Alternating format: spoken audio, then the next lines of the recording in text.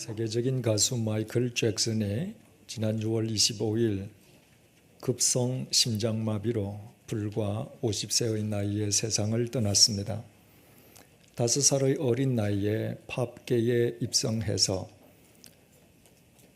마이클 잭슨은 일평생토록 팝의 역사를 갱신하면서 팝계의 황제로 군림해 왔습니다.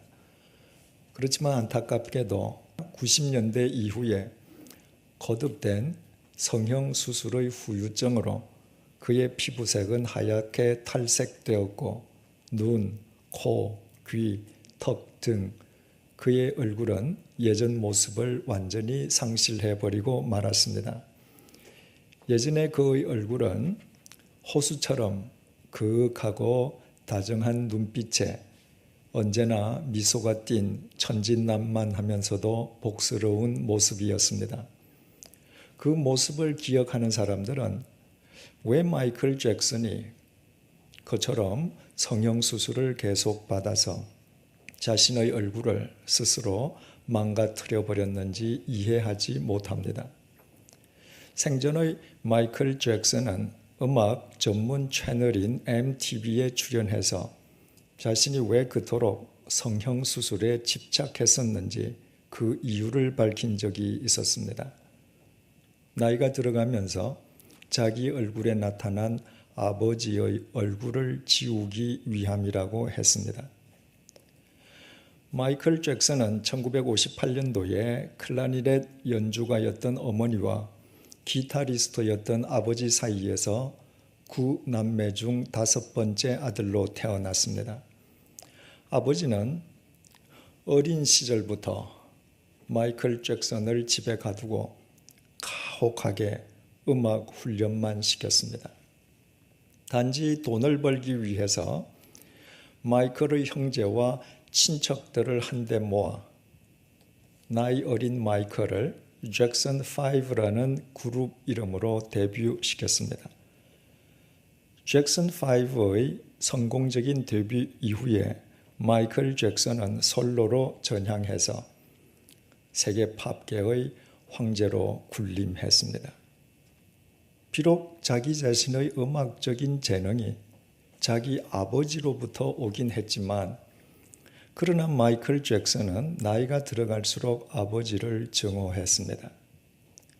어린 자신을 집에 가두어두고 혹독하게 음악 훈련만 시켰기 때문에 학교에도 갈 수 없었고 친구 한 명 사귈 수 없었던 탓에 아버지로 인해서 자신의 어린 시절을 몽땅 도둑 맞았다는 피해의식에서 벗어나지 못했기 때문입니다. 어린 시절의 마이클 잭슨에게 아버지는 아버지가 아니라 단지 돈을 벌기 위해서 자신을 도구로 사용하는 냉혹한 흥행사였을 뿐입니다. 그런데 자신의 나이가 들어가면서 자기 얼굴에 아버지의 얼굴이 나타나기 시작한 것이었습니다. 그것은 마이클 잭슨으로서는 도저히 받아들일 수 없는 일이었습니다. 그래서 자기 얼굴에 나타난 아버지의 얼굴을 지우기 위해서 마이클 잭슨은 성형수술을 거듭했고 그 후유증으로 자기의 얼굴과 자기의 삶을 훼손하는 비극적인 결과를 초래하고 말았습니다. 만약 마이클 잭슨이 성형수술에 성공해서 자기 얼굴에서 아버지의 얼굴을 완벽하게 지워내었더라면 그것으로 마이클 잭슨과 아버지의 관계는 청산되는 것입니까? 그것으로 마이클 잭슨은 자기 아버지와는 아무 관련이 없는 존재가 되는 것이겠습니까? 결코 그렇지 않습니다. 아버지와 아들의 혈연 관계는 어떤 경우에도 이 세상 그 무엇으로도 단절되거나 청산되지 않습니다. 자기 얼굴에 나타난 아버지의 흔적을 성형수술로 아무리 지워내어도 그 아들은 그 아버지의 아들일 뿐입니다. 만약 마이클 잭슨이 이 사실을 깊이 인식했더라면 한 걸음 더 나아가서 아버지에 대한 증오심을 뛰어넘어 아버지로 받아들였더라면 그 아버지의 얼굴을 지우기 위해 거듭된 성형수술의 후유증으로 자신의 얼굴과 삶을 훼손시키는 아픔을 겪지는 않았을 것입니다. 한마디로 마이클 잭슨은 아버지에 대한 증오심의 쇠사슬에 평생 묶여서 벗어나지 못한 채 자기 인생을 훼손한 불행한 자기 희생자였습니다. 지난 주 초에는 지방에서 신앙생활을 한다는 어느 여 집사님의 전화를 받았습니다. 올해 나이 40세로 두 자녀를 둔 그 여 집사님은 결혼한 지 10년 동안 남편을 단 한 번도 사랑해 본 적도 없고 남편으로부터 사랑을 받아본 적도 없었다고 했습니다. 그러던 중에 같은 교회의 어느 남자 집사와 정도 이상으로 가까워지게 되었고 그 남자가 남편과 이혼하면 자신이 책임지겠다고 유혹했습니다. 두 자식까지 책임지겠다고 했습니다. 그 말을 믿고 그 남자와 불륜의 관계까지 맺은 그 여집사님은 남편에게 이혼을 요구했습니다. 그러나 남편은 무슨 소리를 하느냐며 이런지하에 거절했습니다. 남편은 자기 아내가 그 남자와 정도 이상 가깝다는 사실을 알고 있었지만 하지만 자신이 믿는 아내가 그 남자와 불륜을 저질렀으리라고는 상상도 하지 못하고 있었습니다.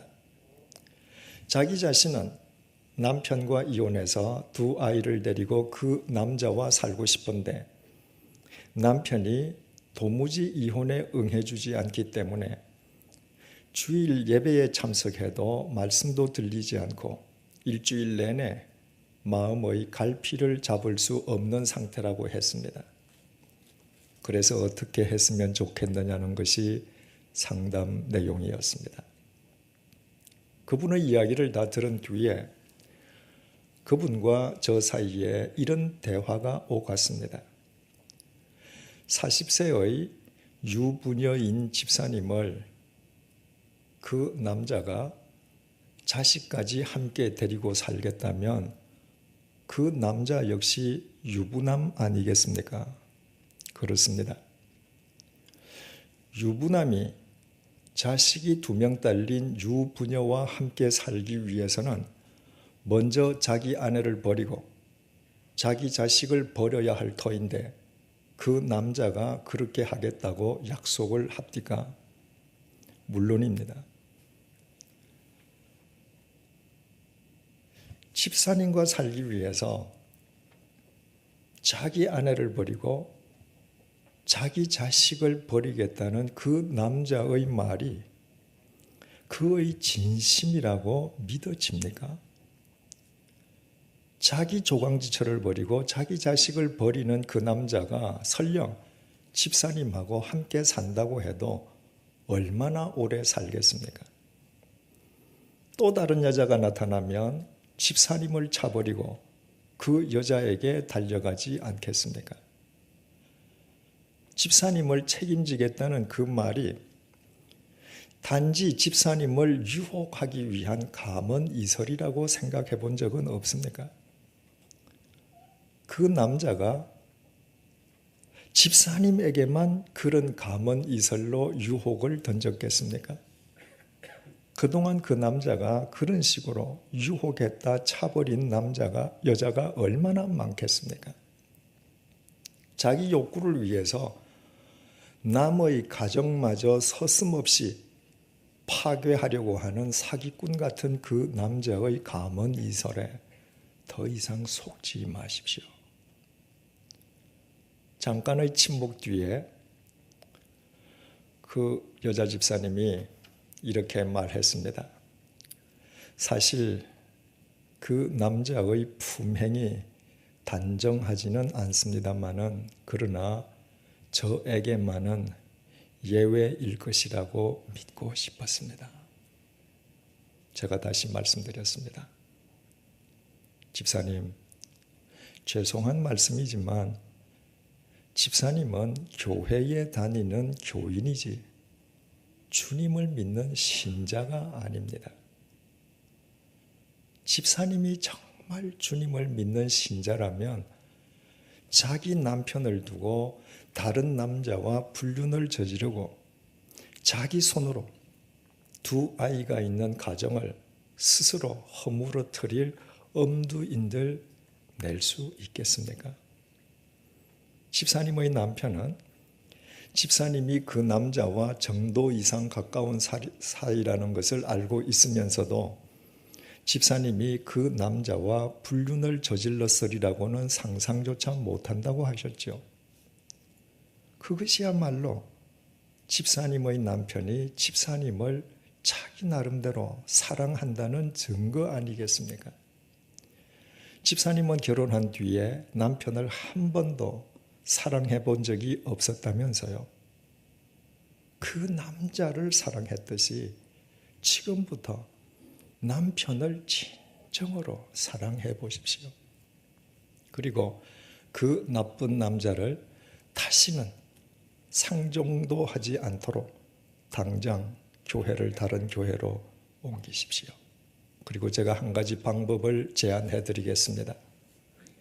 지금 그런 마음 상태로는 아무리 하나님의 말씀을 듣고 읽어도 귀에 들어오지 아니할 것인즉 노트에 성경을 쓰기 시작하십시오. 하나님께서는 우리에게 당신의 말씀을 주셨지만 카세트 테이프나 CD로 주신 것이 아니라 문자로 주셨습니다. 그래서 하나님의 말씀인 문자를 손으로 쓰면 눈으로 읽을 때보다 하나님의 사랑과 능력을 훨씬 더 깊이 체험하게 됩니다. 그 말씀의 빛을 쫓아 그동안의 잘못된 삶에서 돌아서십시오. 그 말씀의 빛 속에서 남편과 내 두 자식들이 하나님께서 주신 얼마나 귀한 존재인지를 깨닫고 진심으로 사랑하십시오. 지금까지 전혀 경험해보지 못한 행복을 누리게 될 것입니다. 그분이 흐느끼면서 제게 이렇게 반문했습니다. 정말 하나님의 말씀이 갈피를 잡지 못하는 제 마음을 사로잡아 주실까요? 분명히 사로잡아 주실 것입니다. 집사님이 쓰게 될 성경은 인간의 말이 아니라 살아계신 하나님의 말씀이기 때문입니다. 한번 해보시겠습니까? 계속 흐느끼면서 예라고 대답하는 그분을 위해서 제가 기도해 드렸습니다. 하나님 아버지, 지금부터 이분이 하나님의 말씀을 손으로 쓰기 시작할 것입니다. 하나님께서 사랑과 능력으로 이분의 마음을 붙들어 주십시오. 말씀의 빛을 쫓아서 헛된 정욕의 사슬에서 벗어나게 하시고 말씀의 빛 속에서 남편과 자식들을 진정으로 사랑하는 기쁨과 행복을 누리게 해 주십시오. 따지고 보면 이 세상 모든 인간들은 자기라는 감옥 속에 갇혀 자기라는 쇠사슬에 묶여 사는 존재들입니다. 어떤 사람은 마이클 잭슨처럼 정오의 쇠사슬에, 어떤 사람은 지금 방금 말씀드린 그 여자처럼 정욕의 쇠사슬에, 또 어떤 사람은 자기 욕망의 쇠사슬에, 또 다른 사람은 자기 신념의 쇠사슬에 묶여 살고 있습니다. 겉으로 보면 모두 자유인처럼 보이지만 실제로는 전혀 자유인이 아닌 것입니다.